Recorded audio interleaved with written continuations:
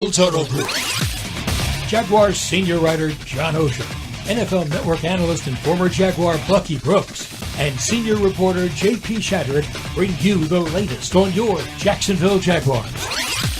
Huddle Up starts right now. Welcome in. It is Wednesday, December 4th. Huddle Up with Bucky Brooks. Going into Week 14. Busy show ahead. A last look at the Texans Jaguars. The loss for the Jags, the loss of the quarterback. The first look at the Jaguars-Titans matchup this week in Nashville.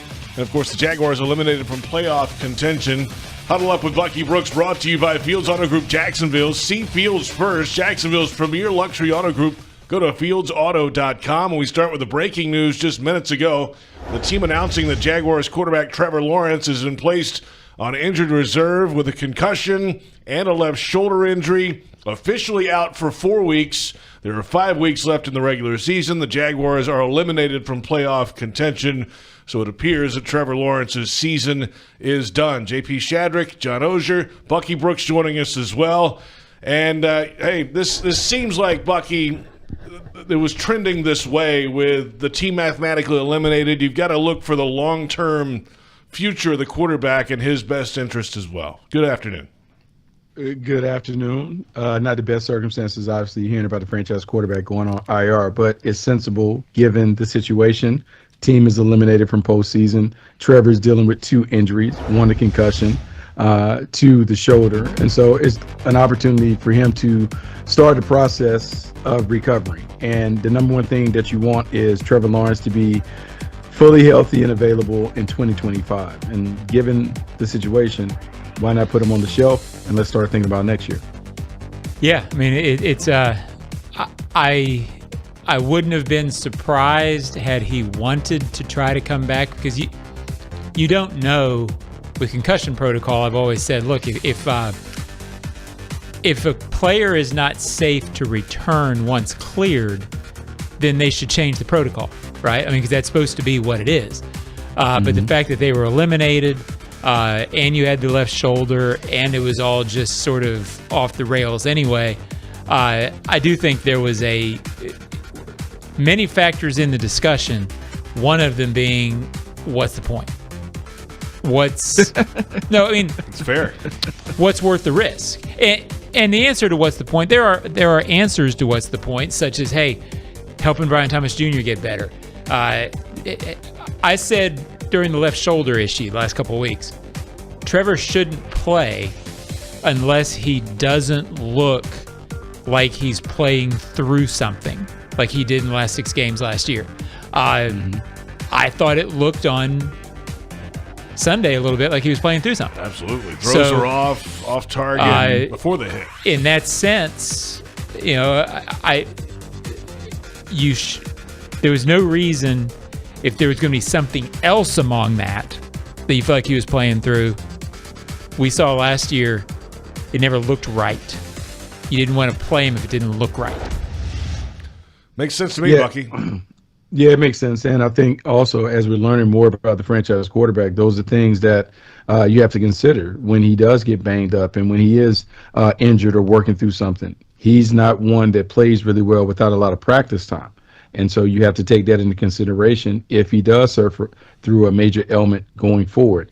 You need to have a good backup quarterback in place that can step in, because Trevor is not one that plays at a high level when he doesn't have enough time to fully prep and put himself in the best position to play well. Well, the breaking news this afternoon, Trevor Lawrence on injured reserve at least 4 weeks, but essentially his season is over, and the concussion came on a hit from Azeez Al-Shaair, the linebacker for the Houston Texans, who has since been suspended for 3 games. An appeal is coming. We'll hear the results of that fairly soon. But what more could have been done? The Jaguars retaliated, of course. There were a couple of skirmishes on the field. Doug Peterson today was asked about that. Why not more retaliation from the Jags? We're not out to hurt anybody. We're not out to ruin careers. We're out to win a football game and play hard within the rules. That's our job, and that's how we coach it, and that's how we play it. You know, do we take it to the line? Yeah, we take it to the line, but more often than not, these games come down to just a couple of plays, and it was just, again, it was the case on Sunday. We didn't make enough plays to really help our team win. I mean, we're not. If they're asking or suggesting that we go after something, we're not doing that. Flat out, we are not doing that. It's not how I coach. It's not how I'm going to coach these teams, these players. We're just going to go out and do our jobs, play hard, play fast, play physical, within the rules. That's the head coach today, Bucky, and here obviously you see what's coming here. What happened with the bootleg roll left, and there's the hit, and we see what happened, of course, after the fact as well, Buck. But you were one of those, right, Bucky, that was expecting a little bit more. Yeah, so and I'll address this because I've said it on Twitter, and I talked about like there being a code and that you have to adhere to, and I want to be very clear when it comes to it. I was not advocating that a fight or whatever breaks out, but what I am always going to advocate for is you got to protect your quarterback. And so when someone takes a shot at your quarterback, then it's your job as the team to protect your brother, right? If we always talk about culture and brotherhood and those things, then it's job number one to make sure that no one takes a pot shot, a dirty shot at the quarterback. That doesn't mean that it becomes a melee or brawl or those things, but it does mean that when it gets to that line, and we talk about taking it to that line, yeah, the intensity rises, those things happen, and if you have an opportunity to begin to issue licks and physicality and all of that other stuff, it goes to that. But there is a way to do these things while playing within the lines. Look, football is a physical sport, it's a violent sport, it's a contact sport. And when Trevor laid it on the line by leaving the pocket, like those are some of the things that happens. But it's also your job as his teammate to protect him from a dirty shot. If this was a shot that was like not a dirty shot, not one where he's sliding, look, man, you can live with it. But the fact that he was sliding and giving himself up, and the guy not only hits him with a forearm and a shoulder, but cold cocks him to the point that he's injured and put out the game. Look, man, I disagree with the take. I disagree with Doug's take. I disagree with some of the takes that have come out of there about fines and suspensions and those things. At some point, you have to protect your guy. No different than in baseball, when someone hits a player, you know that the next batter for the opposite team is going to get hit. In hockey, if someone high checks the star, the goons are going to come out and make sure that they protect him. There are unwritten rules in sports that allow you to handle some of those things. I expected to see a little more intensity from the Jaguars after that situation went down. Yeah, I guess I go a little bit the other way. I didn't expect to see much more. Would I have minded seeing much more? Maybe not. But I guess that's, I thought the response right after the play was pretty intense. It was. And I thought that it felt different than a lot of NFL fights I've seen, meaning a little more intensity, a little bit more of a street fight feel than the usual NFL fight where, like, there's three guys and they all realize within about 5 seconds that they're wearing pads, so they kind of stop and it looks silly. The response didn't look silly to me, and I thought there was intensity on the players' part. Should they have tried to injure Texans players in the second half? There's probably a line between what Bucky and I are talking about that I wouldn't have minded seeing. I know it's not a great answer, but like echo the whistle stuff. Yeah, short of trying to injure, I think it's tough to tell guys to go out and try to injure. Yeah. So and so but like Bucky and so played, so he thing, may be right on this. You know what I'm saying? I want to be real clear because I'm not saying or advocating to go injure another player deliberately. But what I am saying is, okay, like we all have a gentleman's agreement when we play the game, right? So on the outside, wide receivers and DBs kind of agree not to cut one another, right? Wide receivers aren't going to take chop blocks at defenders on the perimeter because it's within the rules, but it's one of those things that you don't do. But if a wide receiver takes that on himself where he's going to cut, well, now he said, hey, game on. And so you respond accordingly. And so for me, I'm just saying when it comes to that point where we're playing to the line and maybe a little bit beyond the line, it's our job to match that intensity and that physicality. The other thing that I would say, and I'll just say this because we know great quarterbacks around the league. Just close your eyes and imagine if Aziz Shahir put that same shot on Lamar Jackson, Josh Allen, Patrick Mahomes, and what the reaction would have been league-wide to that kind of hit. Imagine the reaction within the stadium to that kind of hit to the franchise quarterback. To me, that's what I'm saying. Those things wouldn't happen because those teams are known to protect themselves. And so for me, it's just more so of establishing a culture, creating a brand where people know it's not okay to get away with that. And if you do that, there can be consequences that come with those actions within the rules of play. Final thought on this. We'll move on. What about the Texans' response in the last couple days from the head coach and GM? Obviously, they're trying to support their player before the appeal and all this stuff. But does it say the Jags went too far in retaliation, D'Amico? What's going on? Well, look. I mean, come on, right? There were two things said. One was Cesario's comments, which once I listened to Nick's comments, that those were more about the wording of the league's statement, and or I was not going to play it on here. Once I got through the emotion of it, I kind of got what Nick was saying. Is like, okay, that didn't bother me. The fact that he's going to defend his guy, et cetera, et cetera. D'Amico, I don't know D'Amico, but the overreaction thing, to say the Jaguars overreacted, I assume he knows better than that, Bucky, and I'll leave it. Like, obviously, it wasn't an overreaction. Obviously, any team in the league would have reacted at least that way. You may know D'Amico, Bucky. He obviously knew that wasn't an overreaction, and he would have reacted the same way had he been playing. I would hope. Yeah, here's what I say: you either coach it or you allow it to happen. All right, and so obviously he is okay with players playing like that. So I'm just saying that if a similar situation happens to their player, C.J. Stroud, when he leaves the pocket, he's okay with it. That's what he put down, and that's what he says. So everyone knows where the lines are when it comes to it. Oh, it was a late slide. Like, it's okay. He knocked Trevor Lawrence out. It's one thing to hit a player. He knocked him out. And I can never get the visual out of my head of Trevor Lawrence laying there with his arms frozen. They call it fencing and those things.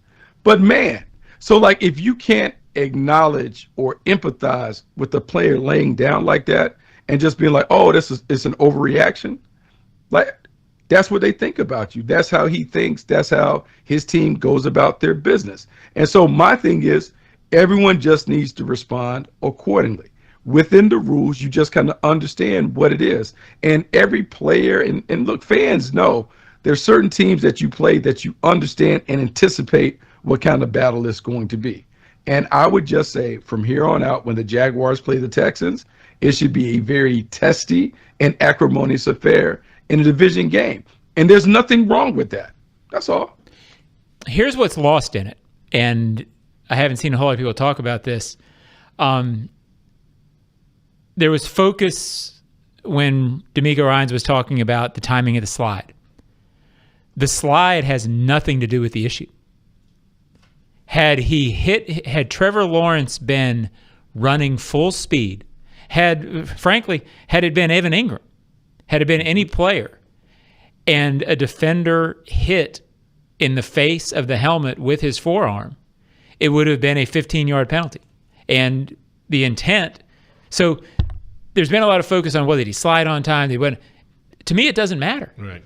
Because you led with the forearm to a defenseless, to a player. The flag's coming out. You can't tackle in the NFL with your forearm to a helmet.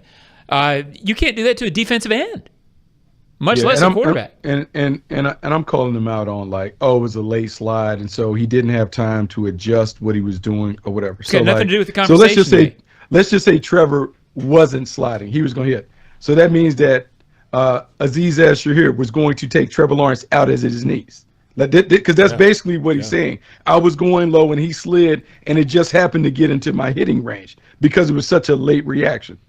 If you say that. But then, why the forearm? Why the extra stuff if that's what we're doing? So I don't believe that. There's a way to do the flyover where, hey, man, you're getting late. You do it. I really equate it to playing baseball, and we're trying to turn two, and I'm the shortstop, and the guy's coming in, and it's a late slot. Well, what does the shortstop do? He kind of submarines it so the guy gets down. I get that. And I would have been okay if he flew over Trevor just to let Trevor know, hey, that was a little late.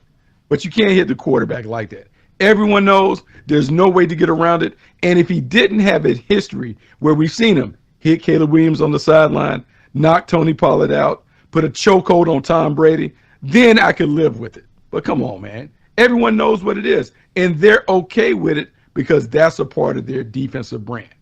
And now they'll be without a star defensive player during a playoff run in December for at least a little bit of time. That's it for this topic. Of course, Trevor Lawrence on injured reserve. About 15 minutes ago, the team put it out. So essentially his season is done. We're back in a moment, and we'll take a look ahead to the Jaguars-Titans matchup in Nashville this Sunday in Week 14. And we're off and running. It's Huddle Up with Bucky Brooks.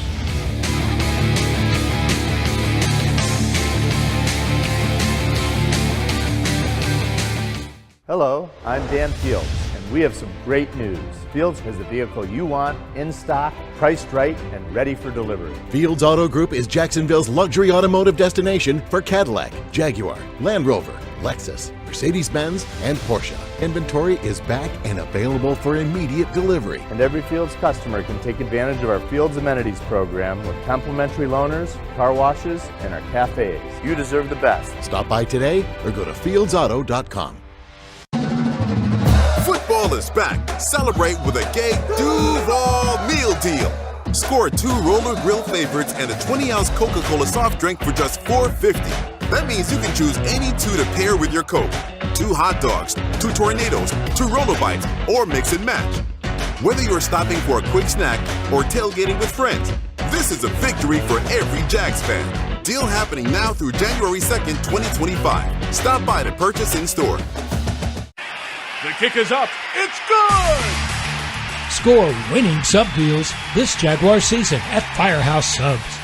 Receive 50% off on any sub when the Jaguars kick a field goal of 40 yards or more. It's a bold deal for the bold city. Download the Firehouse Subs app for offer details. Redeemable only at participating Jacksonville and Orlando area restaurants. Only available in the Firehouse Subs app. Listen up. Just like football, timing is everything. Only water your lawn when necessary. And always check the weather before turning on those sprinklers. Save water, save money, and score big. It's a win-win. Whether you're on the field or at home, we're all on the same team. Florida's water. It's worth saving. This message brought to you by the St. Johns River Water Management District. Visit sjrwmd.com for more information.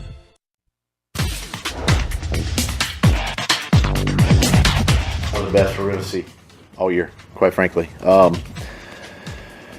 They're big, they're powerful. The 2 tackles, Jeffrey Simmons is one of the best tackles, in the NFL. Sweat's another one it's a rookie, but he's learning. He's a load, and we know Arden is a very athletic and speed rusher and plays with a lot of energy, but. This front is going to be one of the better ones we've seen. That's Doug Peterson today discussing the Tennessee Titans defensive front. Welcome back.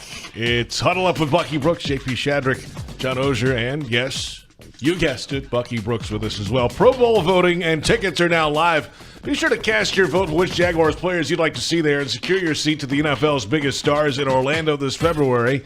Go to jaguars.com/Pro Bowl. Some other news this afternoon.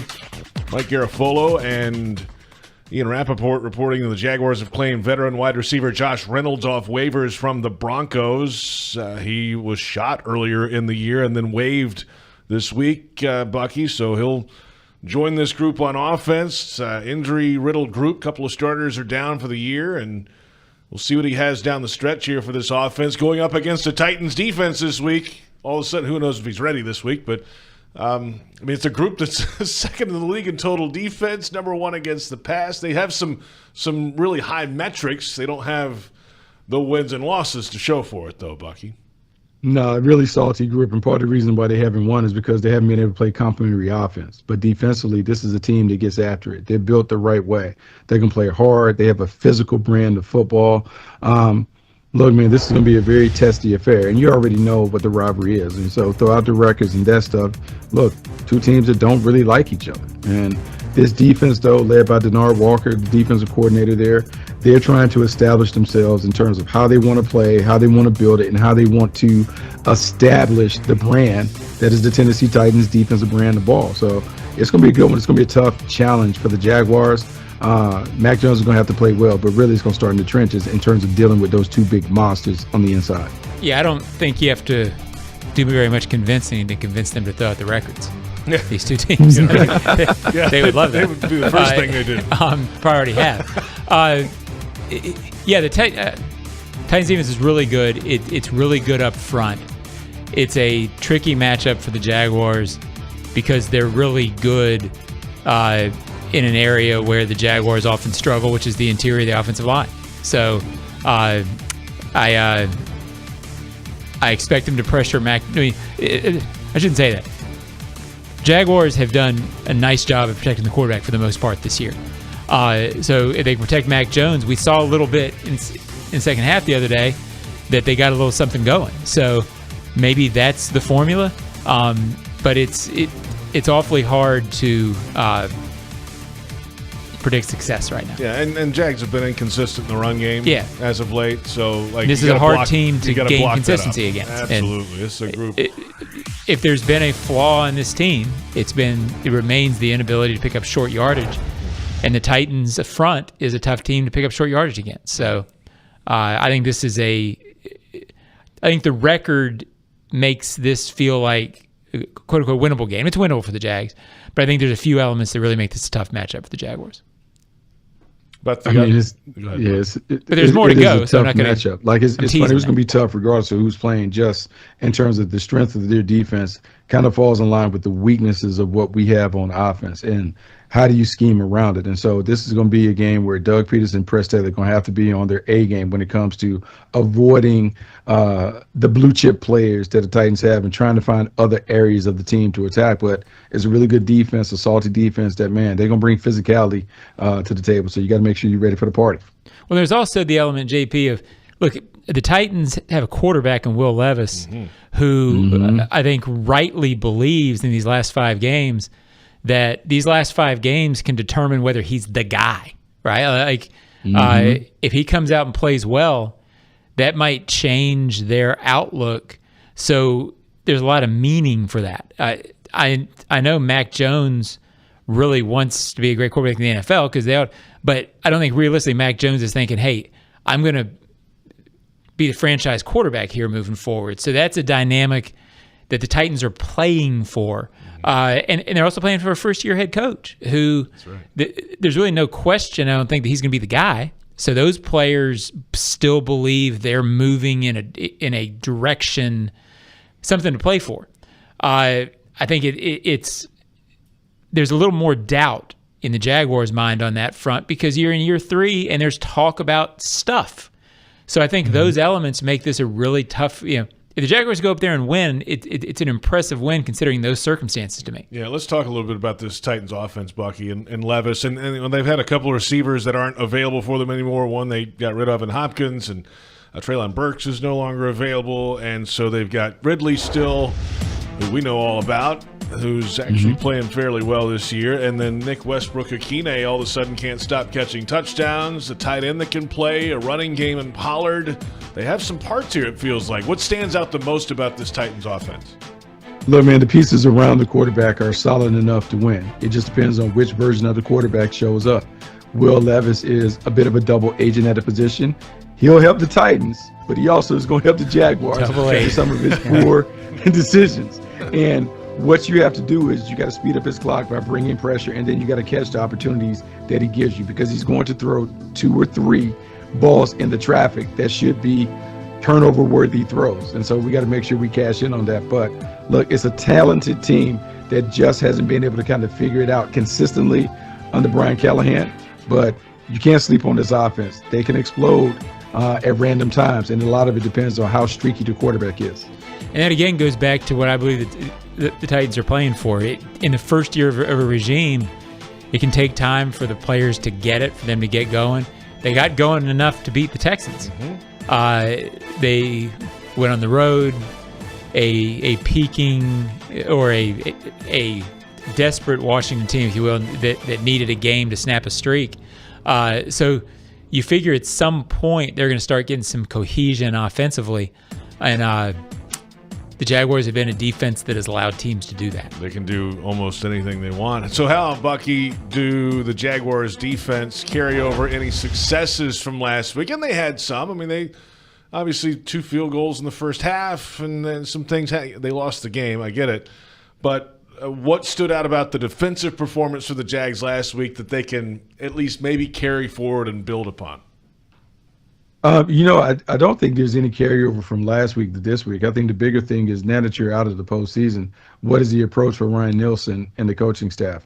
Do you get the young guys up and have them ready to play and get them some experience as you begin to look towards next year, or are you trying to play out the string with the talent that you have?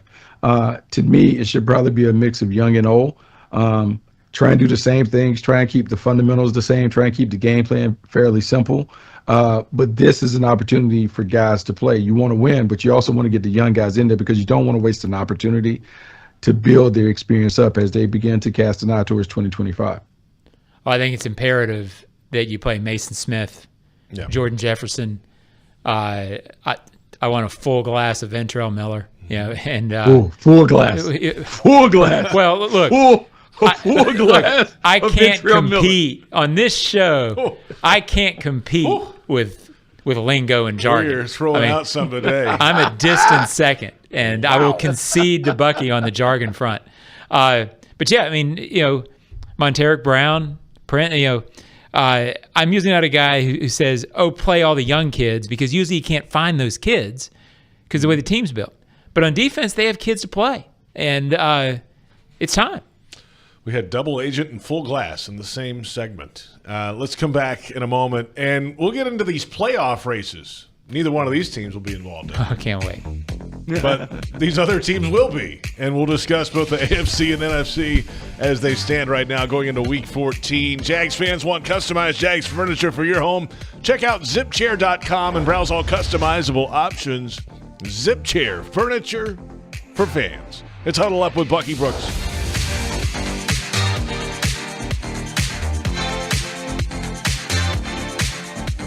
Hello, I'm Dan Fields, and we have some great news. Fields has the vehicle you want, in stock, priced right, and ready for delivery. Fields Auto Group is Jacksonville's luxury automotive destination for Cadillac, Jaguar, Land Rover, Lexus, Mercedes-Benz, and Porsche. Inventory is back and available for immediate delivery. And every Fields customer can take advantage of our Fields Amenities program with complimentary loaners, car washes, and our cafes. You deserve the best. Stop by today or go to fieldsauto.com. It's game time, Jaguars fans, and Publix knows that football is all about pairings. A high-scoring offense paired with a stingy defense. A rocket-armed QB paired with a dynamic wide receiver. And at Publix, you can pair hot deli chicken tenders with savory dips, delicious sub platters with ice-cold beverages, and you can pair these tailgate essentials with an entire parking lot full of Jaguars fans chanting, Duval! Gear up for your tailgate at Publix, the official supermarket of the Jacksonville Jaguars. A quality replacement window made with Fibrex material, which is 2 times stronger than vinyl, delivered through a stress-free process. Welcome to Renewal by Anderson. Get the peace of mind knowing Renewal by Anderson handles everything from start to finish. With one call, you'll enjoy working with the best people, exclusive products, and superior process. It's the people, it's the process, it's the product. For a limited time, buy one, get one 40% off all windows and doors, plus 0 down, 0 payments, and 0 interest for 18 months. Renewal by Anderson. A better way to a better window. Restrictions apply. License number CGC 1527613. Looking for the perfect place to host a business trip, corporate group, or social gathering? Look no further than the award-winning Sheraton Jacksonville Hotel, proudly part of the Marriott family of hotels. Centrally located next to the St. John's Town Center off Gate Parkway in JTB, they offer everything you need, whether you're hosting a meeting or just unwinding with friends at the BC Grill and Patio. Discover unmatched comfort and convenience. Visit SheratonJacksonville.com for exclusive game day special rates and book your stay today.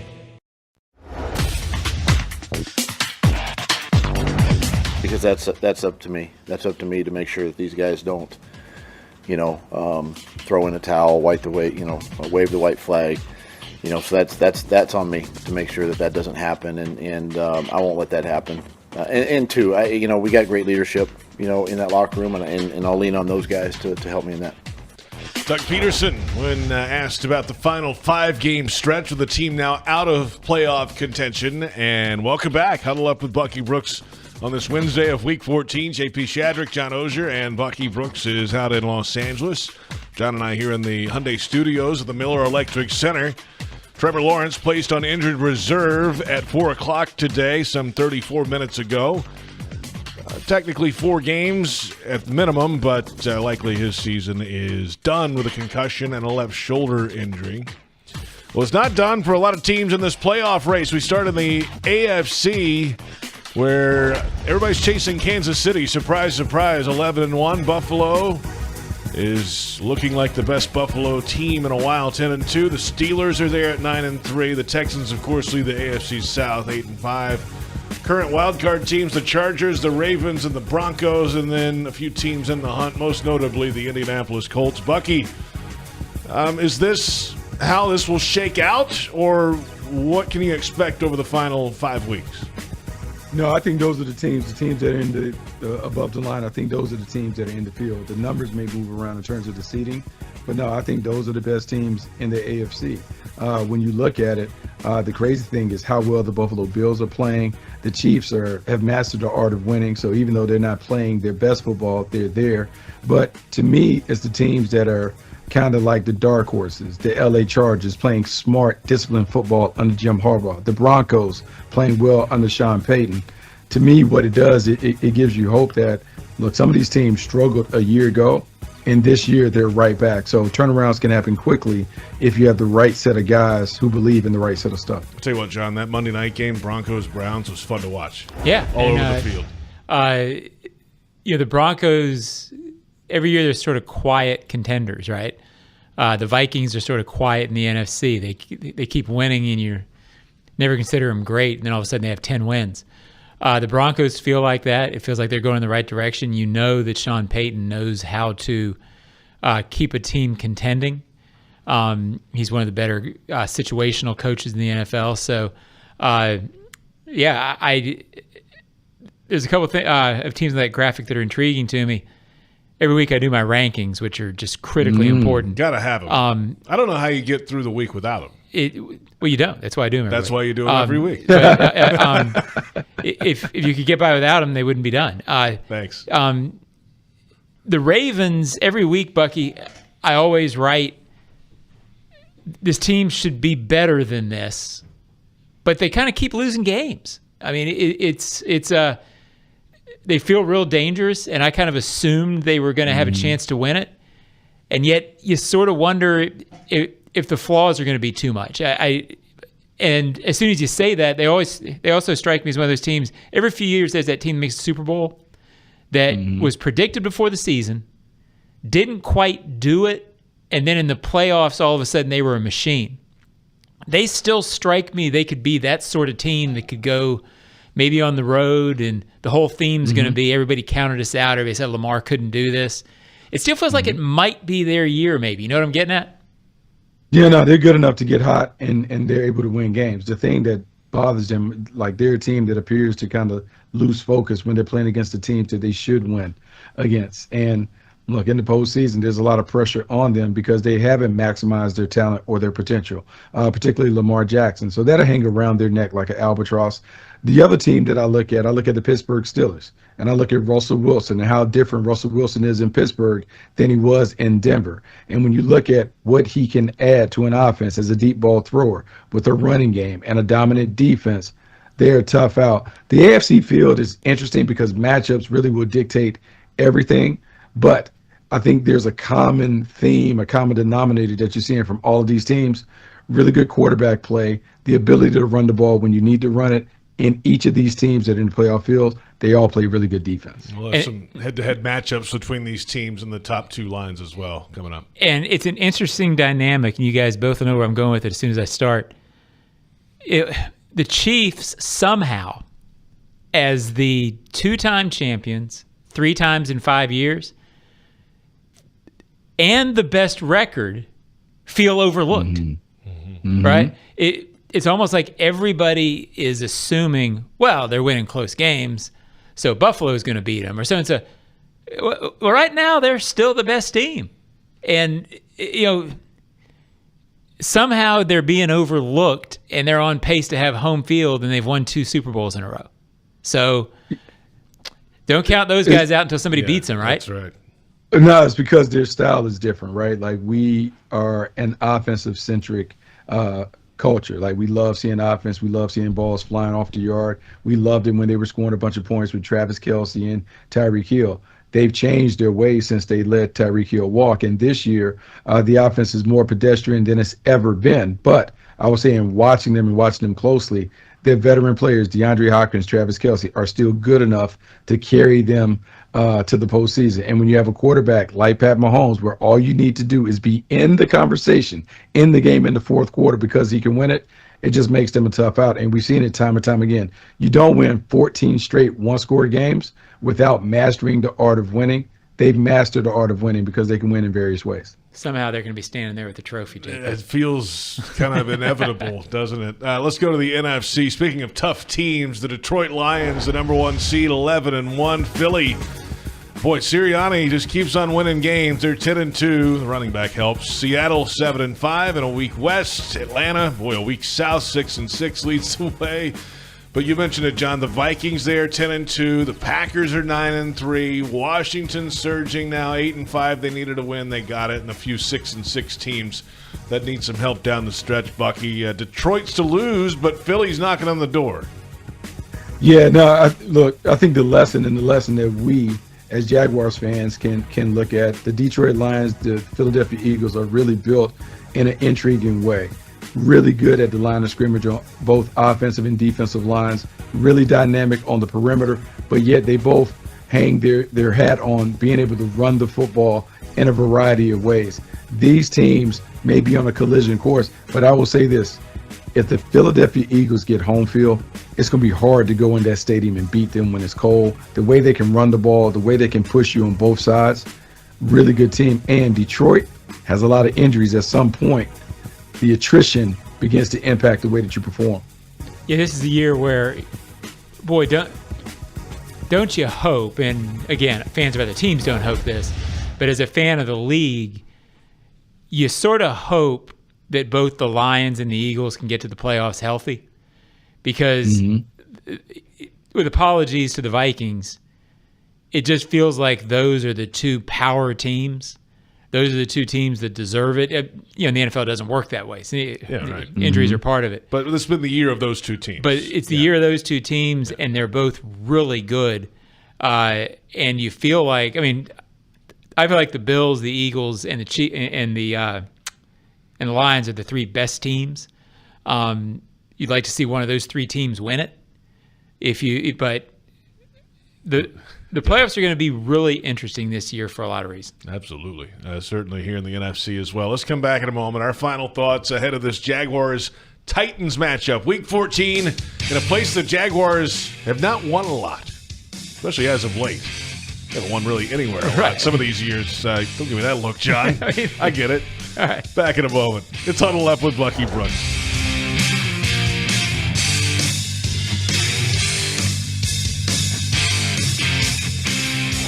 Hello, I'm Dan Fields, and we have some great news.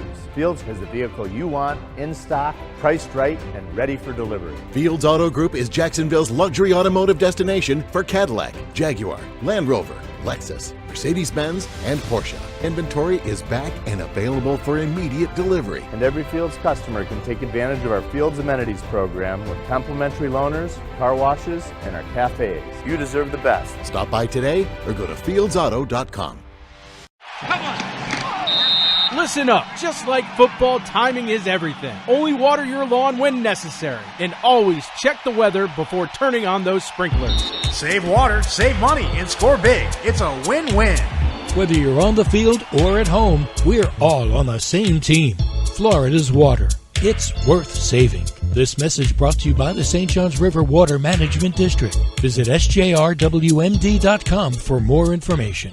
Looking for the perfect place to host a business trip, corporate group, or social gathering? Look no further than the award-winning Sheraton Jacksonville Hotel, proudly part of the Marriott family of hotels. Centrally located next to the St. John's Town Center off Gate Parkway in JTB, they offer everything you need, whether you're hosting a meeting or just unwinding with friends at the BC Grill and Patio. Discover unmatched comfort and convenience. Visit SheratonJacksonville.com for exclusive game day special rates and book your stay today.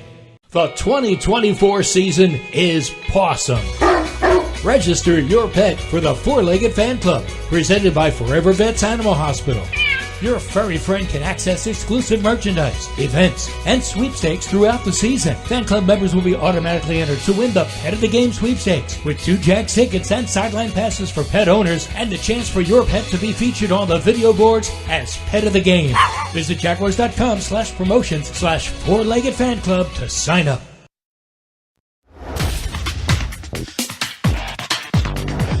The people that know me know, I love this game, love to have fun, and I feel like I did that at times on Sunday, and I'm going to carry that to the next, game here, and hopefully the guys around me know that. I think since I've been here, they know when I'm in the huddle, it's about having fun and letting it loose, so that's what I'm going to do again. We have it, Mac Jones speaking today to the media. The press conference is available and some of the locker room sound today on Jaguars.com and Jaguars YouTube. Huddle Up with Bucky Brooks, brought to you by Fields Auto Group Jacksonville. See Fields first. Jacksonville's premier luxury auto group. Go to fieldsauto.com. If you've just joined us, Trevor Lawrence placed on injured reserve today, essentially ending his season with a concussion and a left shoulder injury. So Mac Jones will get the start for the Jaguars in Nashville this week, a place where they've won 2 times in the last 13 trips to Music City. And the wins in that span, of course, in 2022 and 2013. They're sparse in the last 20 to 25 years up in that place, and it's just kind of what it is. So both teams are struggling. Certainly the Jaguars 2-10 eliminated. The Titans are on the verge. They're 3-9. And here we are, John, going into Nashville again. Yeah, it's going to be cold. It's feels like when the Jaguars and Texans play, they could play in July, and it would be cold and gray. Titans, yes. I'm sorry. Did I say Texans? You did. I got Texans on the brain. Yeah. No, when the Jaguars and Titans play in Nashville, it could be mid-July, and it's going to be gray and cold, and I expect Derrick Henry to play. Right. Yeah, that's the one thing that will not happen. Yeah, so you don't need right. You don't need Mike Keys screaming sack or 99 what if he yards. Plays, though? What if he just shows up? That would be an all-timer just to play. Bucky, it's going to be 53 and 55% chance of rain. Not in the press box. Down on the field. Ready for that? I mean, yeah, you got no choice. I mean, we got to play. You got to tee it up and play, like whatever it is. Look, I just think right now we're so desperate for a win. Like, however we got to play, wherever we got to play, whomever we have to play, we got to figure out a way to get this done. And against the Titans, a team that is just as vulnerable as we are, there should be some confidence that we can go and get this done. We're gonna have to play well, though. Like, make no mistake, we are going to have to play one of our better games to be able to pull this off. And so hopefully we can get that done with Mac Jones at quarterback. Yeah, I mean, the players and coaches haven't talked like this, but there's been a feeling of, boy, the schedule's been brutal. And the schedule has been brutal. Well. Has it, though? Is it? Like, has it really been brutal, or we just didn't play well? Well, last 5 weeks. I don't feel like it's been, like, crazy. Well, last 4 weeks you played 4 teams that are in contention. Right. NFC teams, NFC North. There's 3 teams on the playoff graphic from the NFC North. Well, I'm saying if the schedule's been that brutal, now it's easier. Then go win. Right? Yeah. But again, the players and coaches have not talked like this. I'm just saying it's been sort of a narrative, the tough schedule. Well, 3-19. Everybody has a schedule. They just have to go Everybody play does it. have a schedule. That's tough. So that's quite a... It's the NFL. It's not supposed to be easy. No, it's not. Anybody would do it, Bucky. All right, Bucky. A lot happening for a team that not a lot's happening for, but they'll try to make it happen on Sunday, and we'll see you then in Nashville. Yeah, it should be fun. Let's see if we can get a dub. See if we can get win number 3. Win number 3. That's tough to hear. Win number 3. It's December 4th, man. Yes, it is. It is. That's Bucky Brooks, John Oehser. I'm JP Shadricker. Thanks to Brent Reber, Joe Fortunato, William Pease, our entire crew. And thanks to you for watching Huddle Up with Bucky Brooks.